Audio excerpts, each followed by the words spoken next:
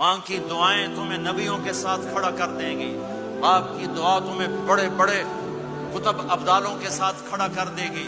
والدین کو خوش کرنا، جو صبح صبح والدین کی صرف ایسے جا کے دیکھ لے، نہ سلام کرے نہ حال پوچھے، بس یوں دیکھ لے محبت سے، صبح سے شام تک جنت میں 2 دروازے اس کے لیے کھل جاتے ہیں۔ صبح سے شام تک جنت میں 2 دروازے کھل جاتے ہیں۔ اگر آپ کے ماں باپ یہاں ساتھ ہیں تو اپنی جنت بنا لیں، ان کے مرنے سے پہلے پہلے اپنی جنت بنا لیں، ان کی دعا لے لیں۔